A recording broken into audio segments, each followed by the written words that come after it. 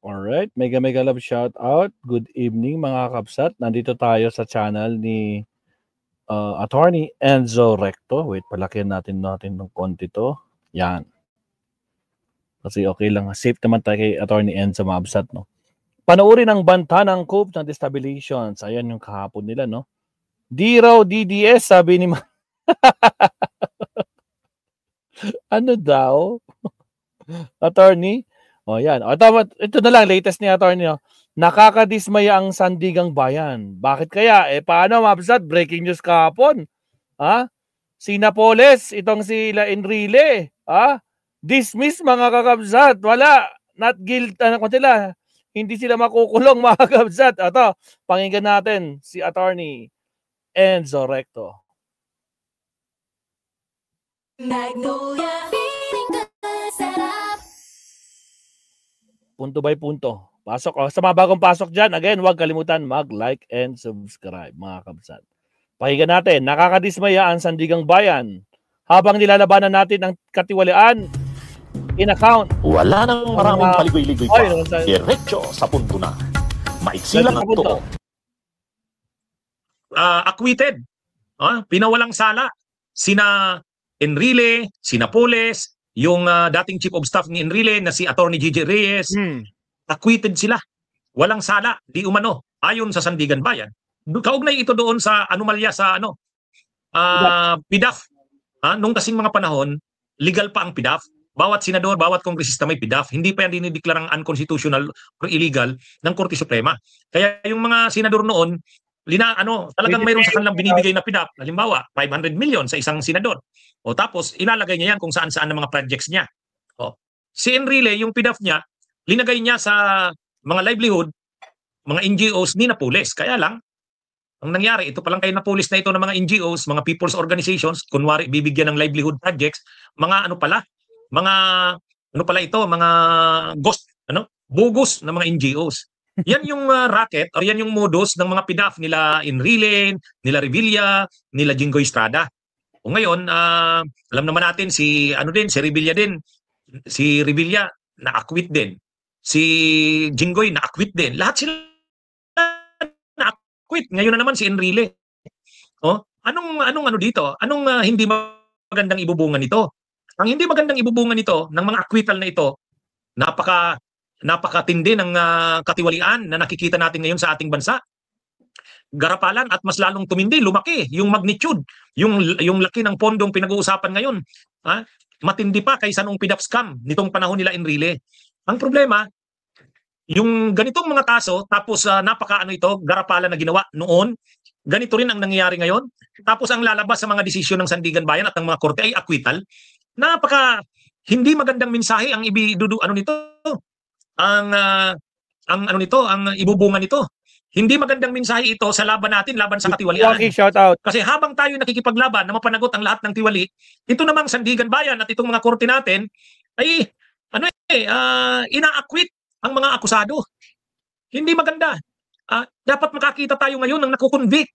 Yan ang dapat makita ng ating sa ating bayan ngayon. Sa katunayan, dito pa lang sa mga investigasyon sa mga anomalya sa flood control, ang gusto ng taong makita may makulong. May makulong na ngayon.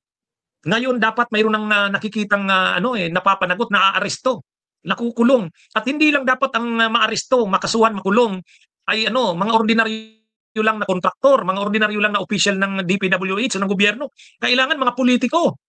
Mga politiko na mga kilala na talagang may mga sangkot sa mga anomalya. Ang problema ang nangyayari ngayon, pahirapan. At ang iniisip ng mga ahensya ng gobyerno, due process, kailangan daw maging impartial sa investigasyon, kailangan daw maging patas sa investigasyon, kailangan daw pangalagaan din ang karapatan ng mga resource persons, ng mga akusado. So, sobrang nilang binastos ang ating bayan. Sobrang nilang dinarapal ang ating bayan. Ninakaw nila ang pundo ng bayan. At hindi lang maliit na halaga dito ang pinag-uusapan. Sinira nila halos alaki ng epekto nito sa ating ekonomiya. Tapos ngayon ang iniisip ng mga ahensya ng gobyerno, ang iniisip ng mga institusyon ng gobyerno na dapat magpanagot sa kanila ay yung karapatan nila, yung kanilang proseso, na kailangan pangalagaan ang kanilang karapatan at proseso. Hindi natin sinasabi na wag dilalanin ang kanilang karapatan. Hindi natin sinasabi na hindi sila bigyan ng due process. Pero kailangan bang napakatindi ng ating sa kanila? ng ating pagsaalang-alang sa kanila? Kailangan ba na dito hindi pa naman guilty o hindi pa naman conviction ang pinag-uusapan natin. Investigasyon pa lang. Hindi sa investigasyon pa lang, ang dami na nating sinasaalang-alang. Halimbawa ang ICI, kailangan naman nating isang alang-alang na wag naman mapahiya ang mga resource persons kasi ganun din yung sinabi ni Martires. Imagine niyo yung sinabi ni Martires. Bakit hindi niya inilabas yung pag-reverse niya ng desisyon sa dismissal ni Villanueva? Kawawa naman daw kasi yung tao. May dignidad din ito. Sus, nasasangkot sila sa mga anomalya. Mayroong probable cause. Mayroong ebidensya. Kailangan na lang i-present sila sa korte at managot sila doon. Bahala na ang korte kung anong tingin. Tapos sasabihin nila, hindi nila linalabas yung ganitong mga desisyon ng korte kasi ng ombudsman dahil baka naman daw masira yung pagkatao ng tao, yung dignidad ng tao. Sus naman. Ang iniisip nila, dignidad ng mga akusadong ito. Ang iniisip nila, yung due process, yung pagiging fair, patas sa mga ito. Samantalang ang pinag-uusapan natin dito, garapalan, bastusan, na pagnanakaw sa pera ng bayan. Tapos ang iniisip ng ombudsman, nung panahon ni Martires,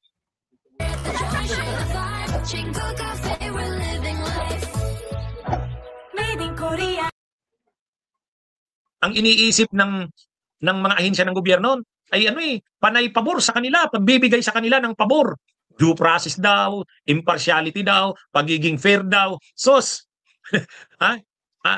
kaya natin nawawala ang tiwala ng mga tao sa mga institusyon ng gobyerno. Kasi mas pinoproteksyonan ang mga taong ito, na mayroon namang mga reasonable basis para sila'y isa-ilalim sa ang ginawa nila, hindi naman ito wala man lang kaibibidensya, mayroon, ang dami na, sobra-sobra na nga. Tulad ngayon ang mga balita. Tingnan niyo naman ang balita, Saldico, posibleng kasuhan. Posibleng kasuhan? Sa dami ng ebidensya, hindi pa kayo nakakasigurado kung kakasuhan. Kasuhan nyo na! At ito na nga, yung acquittal ni na Enrile, ano na naman ang resulta nito na ibubunga? Nagpapahina ito ng tao, tiwala sa gobyerno. Lalo na sa criminal justice system natin. Grabe ang ginawa nila Enrile, ginawa nila Jinggoy, nila Revilla. Napakalinaw naman na talagang may pera talagang pumasok sa kanilang mga accounts. Kay Jinggoy, kay Revilla, may perang pumasok sa account niya. Ang sinasabi niya lang naman, wala daw siyang alam kung saan galing yung pera na yun. Yung perma niya daw, piniki. Pwede ba yun? Kahit si Villanueva, anong sabi ni Martires, kaya niya reverse yung dismissal ni Villanueva. Piniki daw kasi yung perma ni Villanueva. Sus naman, ang dali lang magsabing piniki. Ang dali lang magsabi ng piniki. Mga kabunyog, mga kabayan, nakakalungkot ito. Habang ang taong bayan ay nananawagan na mapanagot ang mga sangkot, ang nakikita naman natin ang mga korte, acquittal. Ano ba yan? Tapos yung mga institusyon ng gobyerno, napaka-considerate yun. Nila, ang iniisip nila, due process, pagiging fair, pagiging impartial sa mga akusado. Mas pinapangalagaan pa nila yung yung interest nitong mga akusadong ito. Anong nangyayari sa atin? Ay di ba mas dapat proteksyonan natin ang interest ng bayan, ang pera ng bayan? Tulad ng ombudsman. Ano bang ombudsman? Protector ka ba ng mga korap? Protector ka ng pera ng bayan. Agree. Doon pa lang ang laking Kaya itong nangyari ngayon na ito, itong desisyon na ito sa acquittal ni na Enrile at iba pa, hindi maganda ang ibubunga nito. Nawawala na talaga ng tiwala nito ang taong bayan. Nawawala na ng tiwala dahil ang tagal-tagal, wala pang nakakasuhan, wala pang naaresto, wala pang nakukulong. At ito namang mga korte na may nililitis ng mga kaso ng mga plunder, ina-acquit naman ang mga akusado. Ay, grabe. Talagang sinasagad nyo na ang pasensya ng taong bayan. Gusto nyo na talagang mawala ang tiwala ng taong bayan sa lahat na halos ng institusyon ng ating bayan. Grabe. Yan ang hindi magandang ibubunga sa ginagawa ninyong yan. Tingnan nyo yung ginawa ng Korte Suprema. Sa halip na isulong yung mag-impeach kay Sara, anong ginawa ng Korte Suprema? Dinismiss. Unconstitutional daw, mali daw yung ginawa sa impeachment ni Sara. Ano naman ang ginawa ng Senado ni Chis Escudero? Sa halip na simulan forthwith yung trial, hindi. 6 months. In-archive na nila ngayon. Wala na. Talagang lahat ng ito na mga nangyayari, inaalis nyo ang tiwala ng tao sa lahat na halos ng institusyon ng ating lipunan. At hindi maganda yan. Tama. Bunyog, halikan na kasama. Real talk ni Con yun. ni attorney, mga kabsat. Pero totoo naman na mga kabsat, di ba? Grabe, no?